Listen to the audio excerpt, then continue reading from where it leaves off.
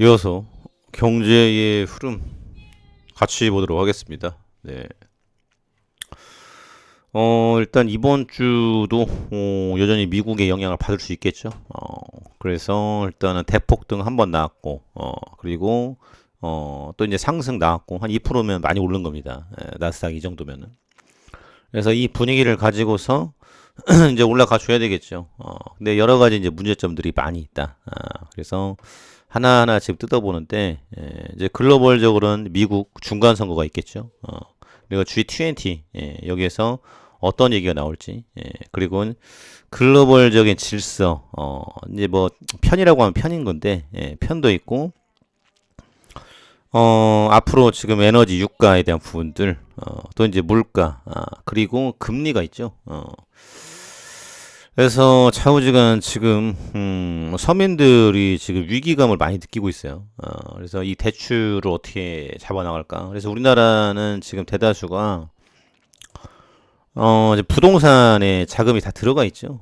그래서 거의 뭐 7, 80%가. 그래서 과거에, 그래서 주택담보대출, 이 아파트 잡아서 이거 하고, 이거 하고, 이거 하고, 이거 해가지고, 지난번 기재부 장관도 대출 받아서 집을 사라, 이런 말을 했어요. 그래서 그분은 뭐 국민 생각에서 하는 말인데, 그때는 다 불장이었습니다. 코로나 때 삐크를 찍었죠. 그래서 그때까지 부동산에 대해서, 리스크를 안고 이 주요 지역에 잡아놓은 사람들 그때 이제 서울에 3억에서 5억 정도 할 때 그때 잡아놓은 사람들은 다 벼락부자가 됐다라는 거죠. 그런데 이제 그거에 대해서 눈 감고 공부 안 하고 잘 모르고 그냥 열심히 저축만 했던 사람들 절대 지금 노후가 될 수가 없습니다. 그래서 월급이 정말 많거나 사업을 하거나 그래서 너무나도 사업이 잘 돼요. 지금 매일매일 매출이 잘 나와. 그러면은 뭐 이런 거 안 해도 되겠죠. 그냥 편안하게 살면 됩니다. 근데 사업하는 게 또 힘들죠. 쉬는 날도 없고. 뭐 그런 건데, 일단은 지금 이제 붐이 한번 돌았고, 지금 이제 뭔가를 해야 되는데, 올라갈 때 아파트 잡아놓으신 분들이 머리가 아프다. 그래서 부부가 맞벌이 해가지고, 이자 대면서, 앞으로 지금 5억짜리 10억 갈 거야. 15억 갈 거야. 나중에 은퇴될 때는 많이 될 거야. 이런 기대감이었는데, 반대로 이렇게 꺾였죠. 그래서 우상향이 아니라 우하향으로 우폭락이죠. 그래서 지금 이자를 어떻게 갚을 것이냐 지금 큰일입니다. 월급으로 이게 충당이 안 된다라는 거죠. 5대은행 10월 금리 상환형 주담대 전년대기 43% 늘어. 은행 창구의 금리 경감 방안 분이 이거를 지금 은행 창구 얘기한다고 뭐 지금 우리 아는 하나은행이라든지 우리은행 이런 데서 그 서민들 어려우니까 우리 좀 깎아줍시다. 금리 한 2%로 고정금리로 갑시다. 이런 얘기 할까요? 절대 안 하겠죠. 은행은 그럼 니네도 은행 좀 들어오지 그랬어. 이렇게 얘기를 하는 사람도 있다. 다 그런 건 아닙니다. 그래서 굉장히 비정한데 정부에서는 그럼 뭘 할 수 있을까? 할 수 없다라는 거죠. 아무것도. 그래서 어, 정말 큰일이면 민생을 위한 게 뭘 것이 뭐인가. 그래서 애 좀 낳고 좀 살아볼까 하면은 요즘에 또 결혼도 늦게 하다 보니까 애 키우는데 양육 비용이 많이 들어가요. 그래서 정부에서 뭐 해주는 게 뭐 없는 거죠. 그러면 앞으로 저출산 고령화에 대한 부분들은 어떻게 될까? 나라 망하라는 이 말인가? 지금 우리나라에도 뭐 조선족, 한족, 외국인 뭐 다문화 굉장히 많이 들어오고 있습니다. 그래서 이제 그들이 들어와서 이제 우리나라 이제 국민이 되는 거죠. 그래서 그거 뭐라고 하는 게 아니라, 일단은 인구가 부족하면은, 세금을, 낼 인구가, 적어지는 거고, 그러면 앞으로 예산을 가지고 나라를 꾸려가야 되는데 어떻게 꾸려갈까?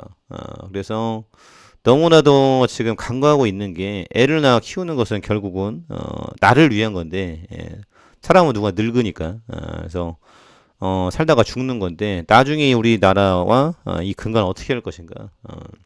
그래서 애 낳는 거에 투자를 해야 되는데 너무나도 지금 안타깝다라는 부분들. 그래서 이 모든 것들이 다 엮여 있다라는 겁니다. 그래서 날 수 있는 사람들은 많이 낳아서 기르는 게 정말 애국하는 거죠. 그래서 이런 대목들 아주 정부에서 신경을 써야 되는데 안타깝다. 이런 대목입니다.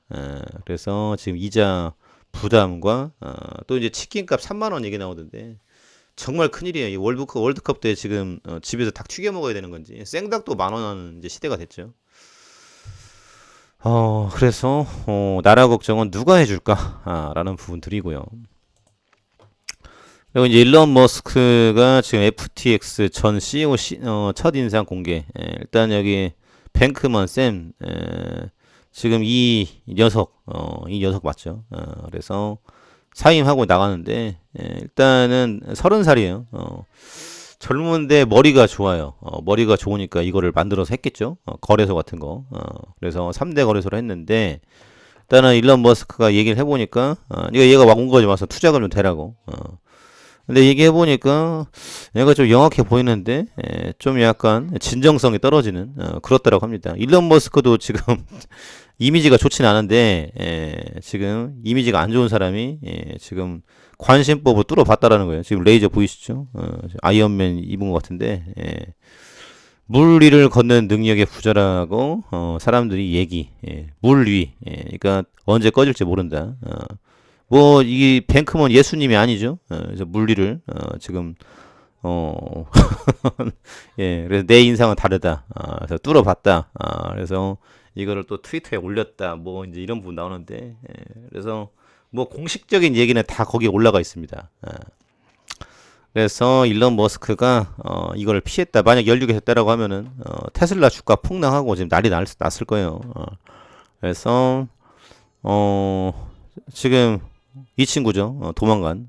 그래서 어떻게 저렇게 지금 이런 대목들 굉장히 또 크다라는 부분이에요. 그래서 일단은 이건 피해 갔고 앞으로 트위터를 어떻게 살려낼 것인지에 대한 부분들 이 뚝심 굉장하죠. 그리고 세계를 끌어가는 모습들. 그래서 지금 테슬라 전기차 잘 안 팔리고 있고 앞으로 이제 돌파하고 찾는 거예요. 그래서 이 혁신이라는 것을 이루어 갈 수 있을지 기대감이 커지고 있다라는 부분들 일단은 테슬라하고는 안 엮여 있다 이렇게 이해를 해두시면 좋을 것 같고요. 그리고 HLB 관련해서 지금 가남에 대한 부분들 지금 나온 기사인데요. 지금 15년 만에 좋은 약 등장. 요게 지금 로슈의 티센트릭 병용요법 1차 치료제 보험에 대한 이슈인데, 지금 요 이후에 에스모가 있었고, 리보세라립에 대한 부분들, 간암 1차에 대한 이슈가 나오게 됐죠. 그래서 보험 급여가 적용되면서 수술이 불가능했던 말기 간암 환자도 부담 없이 사용할 수 있는 면역 항암제가 등장을 했다. 그러면 어떤 변화를 일으킬 수 있을까? 15년 만에 등장한 넥사바를 뛰어넘는 약. 그래서 중요한 거는 여기에서 지금 쓸모 있는 약이 당장 없다라는 겁니다. 약은 있는데 뭐가 없으니까 그냥 그 병을 치료할 수 있는 건 아니지만 그래도 어느 정도 뭔가 해줄 수 있는 이제 그 정도인 거예요. 그래서 지금 뭐 10년 동안 독점을 했는데 이제 요게 깨질 타이밍이 왔다라는 거죠. 그래서 신약 하나 나오는 데는 이렇게 오래 걸린다라는 겁니다. 그래서 이게 나와주면은 특허가 보장된 기간 동안 전 세계를 독식하는 거죠. 그래서 이거 가져가 줄 것이다. 그래서 지금 이제 리보세라립 같은 경우는 이제 중국에서 지금 중국인들이 먹고 있는 약이고 효능이 있는 약이고 그래서 미국에서 이거를 승인을 내준다라고 하면은 앞으로 판도를 뒤집어 풀 것이다. 그리고 이제 이 보험 적용에 대한 부분들도 관심이 쏠리고 있죠. 그래서 지금 뭐 긍정적인 기대감으로 흘러가고 있다라는 부분이에요. 그래서 지금은 주가가 뭐 막 튀어가는 그런 장은 아니지만 일단은 언제든지 기대감이 올라와 있고요. 또 이제 불장의 느낌이 지금 나오고 있는데 이때 유동성을 가지고서 달러 빼고 주식 매수해서 많이 들어올 가능성이 있다. 어제처럼 그저께처럼. 그래서 그런 기대감 속에서 지금 신약에 대한 기대감 올라가고 있다. 감사합니다.